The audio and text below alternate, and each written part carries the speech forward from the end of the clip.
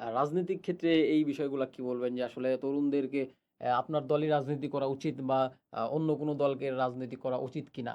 যেমন এখন বর্তমান সময়ে আমি আগেও বলেছি যে জনপ্রিয় একটা দল আছে যে এনসিপি, যেটা তরুণদের নেতৃত্বে চলছে।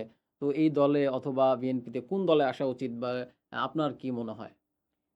দেখুন, আপনি যখন আমাকে ১ম এ প্রশ্নটা করেছিলেন যে আমি কেন বিএনপিতে এসেছি? বিএনপি আমি একটা উত্তর দিয়েছিলাম যে আমার বিএনপির আদর্শ আমার সাথে মিলে যায়। মিলে যায়। এখন আপনি যদি মনে করেন যে আপনার আদর্শ বিএনপির সাথে মিলে না, সেটা এনসিপি বা জামায়াত অথবা অন্য কোনো আওয়ামী লীগ বা অন্য কোনো দলের সাথে মিলে, তাহলে আপনি অ্যা you have to go.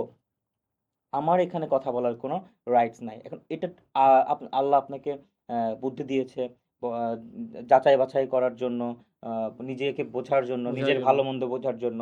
তো এখন আপনার কাছে যদি মনে হয় যে বিএনপিতে আসাটা থেকে আমার এনসিপিতে ওদের আদর্শের সাথে আমাদের আদর্শ আদর্শ মিলে যায়, মিলে যায় বিএনপির বেশি। আদর্শের সাথে মিল কম আমার, তাহলে আপনি রাইট। সেখানে যেতে পারেন। কিন্তু যদি মনে হয় আমি কি করতে পারি? আমি আপনাকে আমার আমার দলের আদর্শ, আমার দলের কর্মকাণ্ড, আমার দলের মনোভাব আপনার সাথে শেয়ার করতে শেয়ার পারি। করতে পারেন। আপনার ভালো লাগলে আপনি আমার কাছে আসবেন, আমাদের দলে আসবেন। আর যদি মনে হয় যে না, আমার এইগুলা ভালো না, দেখুন প্রতিটা দলেই খারাপ ভালো সবকিছুতে আছে।